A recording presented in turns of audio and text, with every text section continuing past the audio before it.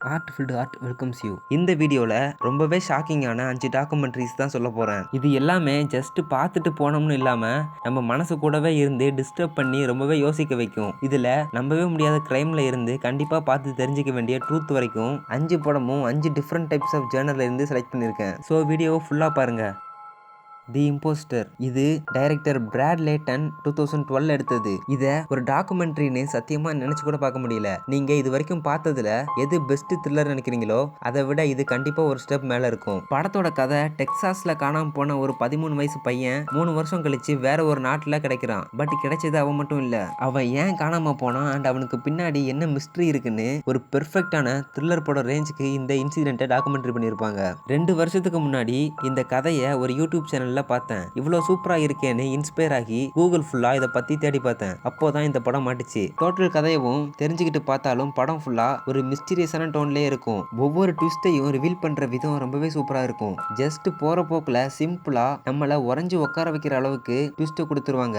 அதுக்கே ரியாக்ட் பண்ண முடியாம முடிச்சிட்டு இருப்போம். பட் அதுக்குள்ள இன்னொரு ட்விஸ்ட் வந்துடும். ஃபர்ஸ்டே சொன்ன மாதிரி டாக்குமெண்ட்ரி ஃபீல் எங்கேயுமே வராது. இந்த உலகத்துல இப்படிலாம் நடக்குமான்னு படம் ஃபுல்லா யோசிச்சுக்கிட்டே தான் இருப்போம். போன வருஷம் தான் இந்த கதையை பேஸ் பண்ணி தமிழ்ல ஒரு படம் எடுத்தாங்க. அந்த படத்தை மென்ஷன் பண்ண விரும்பல, பிகாஸ் அது அவ்வளவு ஒர்த் இல்ல. இந்த கதையே ரொம்ப பயங்கரமான கதை, ஆனா அதை தமிழுக்கு ஏத்த மாதிரி ஆல்டர் பண்றேன்னு சொல்லி மொக்கையா எடுத்து வச்சிருப்பாங்க. இது வரைக்கும் டாக்குமெண்ட்ரிஸே பார்த்தது இல்லைன்னா இதுல இருந்து ஸ்டார்ட் பண்ணலாம். படம் பார்த்து முடிச்சதும் இந்த உலகம் எதுல இம்ப்ரூவ் ஆகுதோ இல்லையோ கிரைம்ல ரொம்பவே இம்ப்ரூவ் ஆகுச்சுன்னு தோணும். ஃபுட் ஐஎன்சி இது டைரக்டர் ராபர்ட் கென்னர் 2008ல எடுத்தது. படத்தோட பேரை பார்த்தோன்னே தெரிஞ்சிருக்கும் இது எதை பத்தின்னு. கடைசி 10,000 வருஷத்துல இல்லாத அளவுக்கு நம்ம சாப்பிடுற ஹேபிட் ரீசெண்ட் 50 இயர்ஸ்ல டோட்டலா சேஞ்ச் ஆகிருக்கு. அண்ட் நம்ம பண்ணையில இருந்து வருதுன்னு நினைக்கிற ஃபுட் ப்ராடக்ட்ஸ்லாம் ரொம்பவே அன்ஹைஜீனிக்கா உருவாக்கப்படுற ஃபேக்டரிஸ்ல இருந்து வருது. இதனால அமெரிக்கால மட்டும் 76 மில்லியன் பீப்புள் சிக் ஆகுறாங்க. 3,25,000 பேர் ஹாஸ்பிட்டல் அட்மிட் பண்ணப்படுறாங்க. அதுல 5,000 பேர் செத்து போறாங்க. என்னடா மொத்த டாக்குமெண்ட்ரி நீயே சொல்லிட்டு நினைக்க.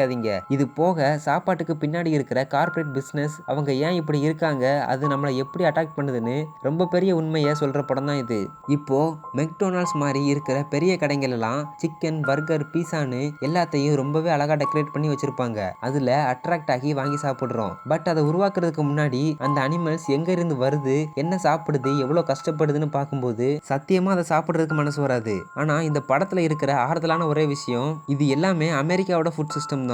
அண்ட் அங்க இருக்கிற ப்ராப்ளம்ஸ் அவங்களுக்கு மட்டும் கிடையாது, அது எப்போனாலும் நமக்கு வரலாம். வந்தா அதை விதின்னு நினைச்சு விட்டுறாம அதை எதிர்த்து எல்லாரும் சின்னதா ஒரு சத்தம் கொடுத்தாலே அது ஒரு சூறாவளியவே உண்டாக்குற அளவுக்கு பவர்ஃபுல்லானது. பட் அதை யாரும் செய்ய மாட்டோம்னு நம்மள ரொம்பவே டிஸ்டர்ப் பண்ற அளவுக்கு சொல்லியிருப்பாங்க. பொதுவா எதுக்கு சாப்பிடணும்னு யாரை கேட்டாலும் மேக்சிமம் எல்லாரும் உயிர் வாழ்றதுக்கு தான் சொல்லுவாங்க. ஆனா சாப்பாட்டுனாலேயே உயிர் போகுதுன்னு சொல்லும்போது அதை கேட்க கொஞ்சம் அதிர்ச்சியா தான் இருக்கு. ஓவராலா சாப்பிடுற எல்லாரும் கண்டிப்பா பார்க்க வேண்டிய படம். அடுத்த படம் பிளாக் ஃபிஷ் இது டைரக்டர் கேப்ரியலா கோப்பர்த்வைட் 2013ல எடுத்தது. படத்தோட கதை டெலிகம்ங்கிற பிளாக் வேலை அதோட கூட்டத்திட்ட இருந்து பிரிச்சு கூட்டிட்டு வந்து 25 வருஷம் ஒரே இடத்துல அடைச்சு வச்சு அதை ட்ரெயின் பண்ணி என்னெல்லாம் கஷ்டப்படுத்துறாங்க அண்ட் அதனால மனுஷங்க என்னெல்லாம் கஷ்டப்படுறாங்கன்னு ஹார்ட் ஹிட்டிங்கா சொல்ற படம். ஃபர்ஸ்ட் ஸ்டார்டிங்ல அந்த ஷோவை பத்தியும் அங்க இருக்கிற மீனை பத்தியும் ட்ரெயினர்ஸ் அவங்க எக்ஸ்பீரியன்ஸை ஷேர் பண்ணுவாங்க. அதெல்லாம் பார்க்க ரொம்பவே எக்ஸைட்மெண்ட்டா இருக்கும். பட் கொஞ்ச நேரத்திலேயே நம்மள பதற வைக்கிற அளவுக்கு ஒரு இன்சிடென்ட் சொல்லி டிஸ்டர்பிங் அண்ட் எமோஷனலா ஒரு மூட செட் பண்ணி கடைசி வரைக்கும் அதிலே டிராவல் பண்ண வச்சிருவாங்க.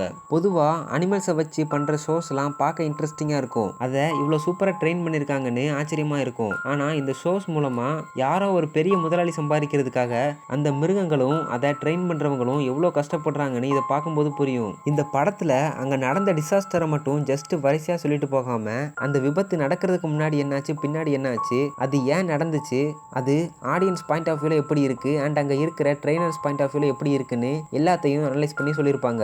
நடந்த இன்சிடென்ட்டை பத்தி எல்லாத்தையும் தெரிஞ்சுக்கும் போது அது கூட இன்னும் எமோஷனலா கனெக்ட் ஆக முடியுது. அது வேற ஒரு இம்பாக்டை கொடுக்குது. எல்லாரும் பார்க்க வேண்டிய படம். இப்போ இந்த படம் பார்க்கலன்னா அந்த படத்துக்கு ஒண்ணுமே ஆக போறது இல்ல. ஆனா நீங்க ஒரு பெஸ்ட்டை மிஸ் பண்ணிருவீங்க.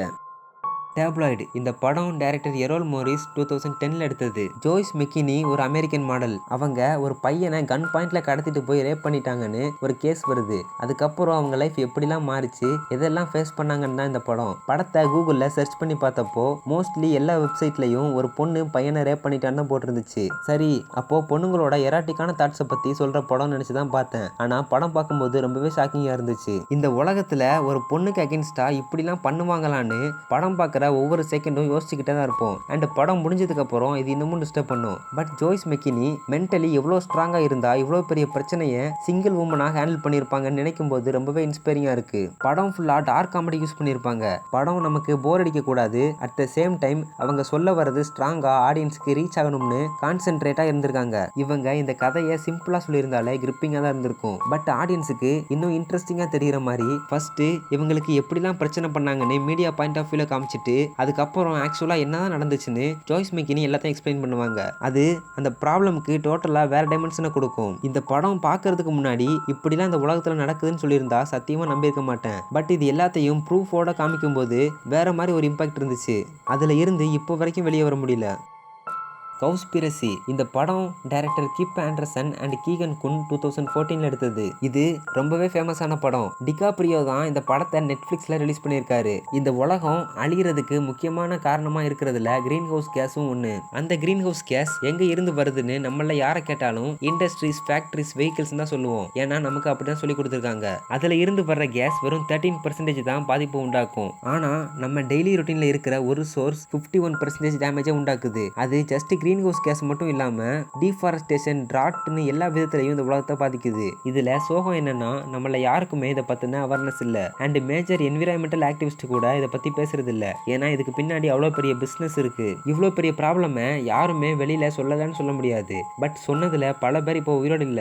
இந்த ப்ராப்ளமை பத்தி டைரக்டர் பண்ண ரிசர்ச் தான் இந்த படம். இதுக்கு பின்னாடி இவ்வளவு பெரிய கான்ட்ரோவர்சியலான சப்ஜெக்ட் இருக்குன்னு தெரியாம தான் உள்ள இறங்கியிருக்காரு. பாதி படம் எடுத்ததுக்கு அப்புறம் ப்ரொடியூசர் பயந்து போய் இதுக்கப்புறம் எடுக்கிறதுக்கு ஃபண்ட் இல்லைன்னு சொல்லிட்டாரு. அண்ட் இதை பத்தி பேசுறதுனால நிறைய பேர் கொலை பண்ணிருக்காங்கன்னு தெரிஞ்சதுக்கு அப்புறம் டைரக்டர் ரொம்ப பயந்துருக்காரு. நிறைய பேர் படத்தை இதோட டிராப் பண்ணிட்டு போயிருங்கன்னு வார்ன் பண்ணிருக்காங்க. ஆனா என்ன ஆனாலும் பரவாயில்ல, இந்த பிரச்சனையை வெளியில சொல்லி ஆகணும்னு ரொம்பவே கான்பிடண்டா இருந்து கஷ்டப்பட்டு தான் இந்த படத்தை எடுத்திருக்காரு. இந்த உலகத்துல இருக்கிற எல்லாரும் கண்டிப்பா பார்க்க வேண்டிய படம். இப்போ சொன்ன எல்லா படமும் நம்மளை டிஸ்டர்ப் பண்ணுறது மட்டும் இல்லாமல் எஜுகேட் பண்ணவும் செய்யும். ஸோ மிஸ் பண்ணாமல் கண்டிப்பாக பாருங்கள். Highly recommended. That's all. இந்த வீடியோ எப்படி இருந்துச்சுன்னு கமெண்ட் பண்ணுங்கள். அண்ட் நிஜமாவே ஒர்த்தாக இருந்துச்சுன்னா சப்ஸ்கிரைப் பண்ணி உங்கள் ஃப்ரெண்ட்ஸுக்கெல்லாம் ஷேர் பண்ணுங்கள். நீங்கள் பண்ணுற ஒவ்வொரு கமெண்ட்டும் சப்ஸ்கிரைபும் அடுத்தடுத்து வீடியோ போடுறதுக்கு எனக்கு பெரிய மோட்டிவேஷனாக இருக்கும்.